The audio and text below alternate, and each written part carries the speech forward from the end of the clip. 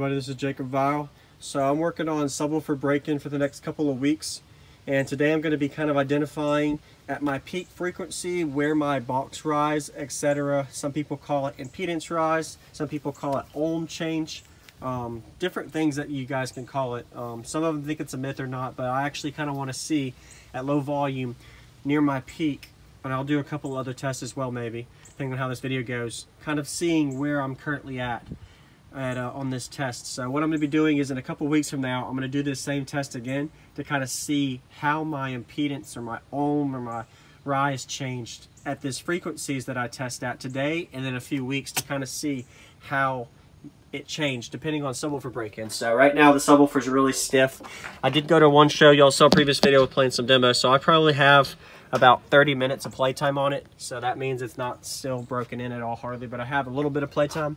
But in a couple weeks it's going to have at least 10 hours on it, hopefully. So that's where you know it's starting to get a little bit more broken than it should be than when it was brand new. So it's almost a brand new sub right now. Anyway, so let's go and get started. So anybody that doesn't know, my system's not the prettiest, and I just try to do this stuff for entertainment videos, and I'm learning along the way on video. So I'm actually doing this for myself, and I can review these videos later, but I share it with the world too, because why not? So I got a Klein's Tools clamp meter here. This was like $45. I got it a couple years ago at Home Depot, and then I have a multimeter. It's like $10 that I use. And then I use my iPod with the sweep. So I'm going to have some test tones to use, and then of course just a calculator. So I'm going to go ahead and get this set up before I turn the amp on.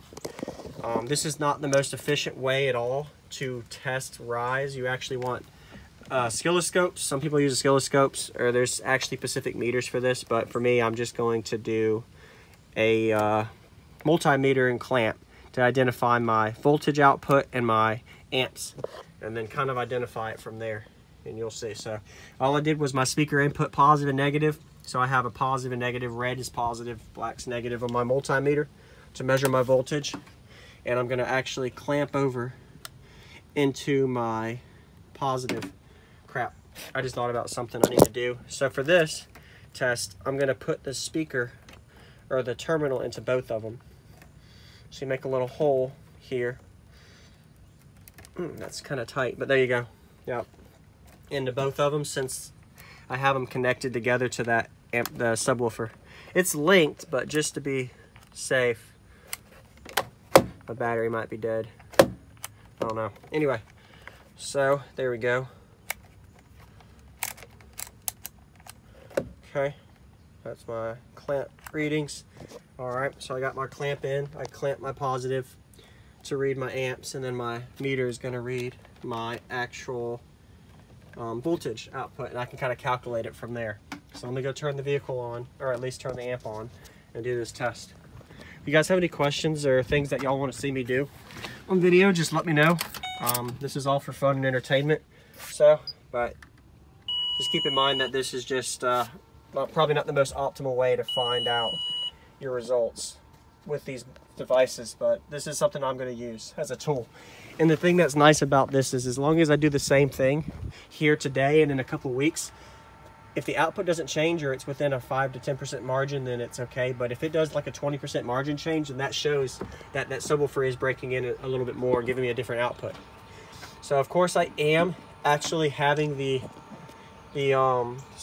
subwoofer test with the back hatch open, so the variance can change. But since I do this test the same without the hatch open as well for the future test, and it won't matter much.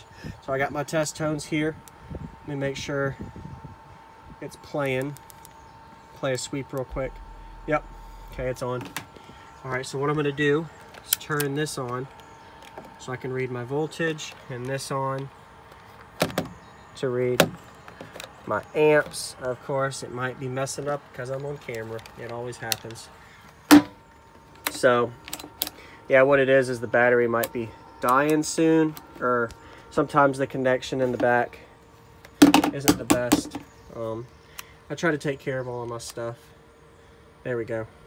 I think it's just I have a little bit of corrosion on the back of the battery for the clamp, so that I'll have to fix later. But for this video, I ain't worried about that. All right, so I have that here. So there's my two. I got my voltage reading and my amps reading there. All right, so now let's go ahead and get a sweep going. Not a sweep, but a tone. So like I mentioned, I'm gonna do right around where my tuning is, around 44 Hertz where my peak is. So let's see how it looks.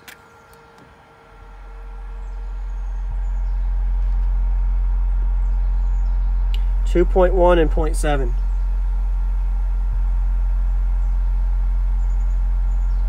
All right, so 2.1 and .7. So 2.1 divided by 0.7. So my rise right now is right at 3. So how did I do that? 2.1 divided by 0.7. That's 3x rise. So I'll show you one more time just so you can kind of confirm. It'll be within 5%. Should be.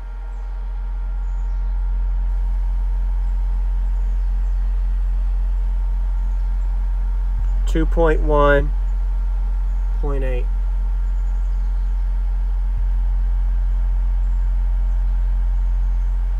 Yep, 2.1 and 0.7. So 2.1 divided by 0.7. So right at 3x rise on low volume. So 44 Hertz tone is what I tested at. So I'm going to remember that. So I'm going to remember I got 2.1 volts out and then 0.7 amps here. So I'm going to remember this in the video.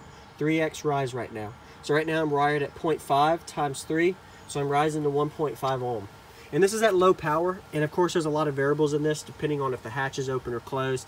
But this is more for me to kind of identify how my impedance is changing at this tone based off of how the subwoofer is reacting as it breaks in. So right now I have less than like an hour of play time. So after I get 15, 20 hours on it, I'll be able to do a video, or even 10 hours. It might, we'll see. But I know it's going to be a little looser next time I do this test. So I'm going to remember that 2.1, 0.7. So 2.1 times 0.7. So that gives you your power output. So that was right under 2 watts. Based on this, of course, this is a variable that I'm using with these devices to help me measure. This isn't the optimal way to measure anything by no means, but for me, I could use this as a tool for it. All right, so now I know my rise is there. So now I'm going to go ahead and remember my next test. So I'm just going to go up 2 frequencies. So I'm going to do 44 and 46 is my 2 tests for this. Because I remember I did do a little better on the meter rising my frequency up 2 tones. So I'm going to do a 46 now and we'll see the difference.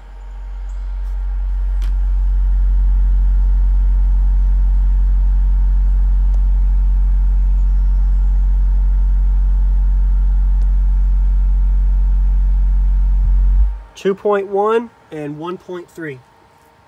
1.4, 1.3, so 2.1 divided by 1.3. All right, so you see the difference in the rise just on 2 frequencies. It literally went from 3 to 1.6. So 2.1 divided by 1.3. So yep, so it literally went from a 3x rise to a 1.6 rise. So I'm going to remember those 2 numbers. So a 3 at 44 and a 1.6 at a 46.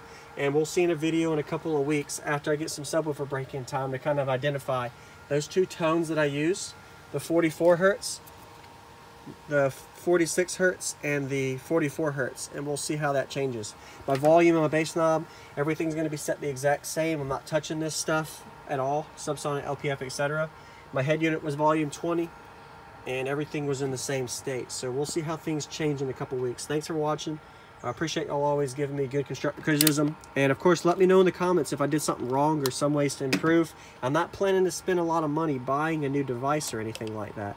So this isn't going to be anything fancy or anything like that. One thing I did notice on this is I didn't put the negative on both of them, but I did on the positive, but it'll be okay. They're linked together. I'm just going to do that again whenever I test the other one. So that's it for the video of the single 512. We'll see how this subwoofer does in a couple weeks with break-in. Stay tuned for more break-in videos the next couple weeks as well with different tests to kind of help me show how my subwoofer, as it loosens up, changes a lot of variables, including this impedance box rise, or as you can say, impedance ohm change. This is Jacob Vile out. Thanks for watching, guys.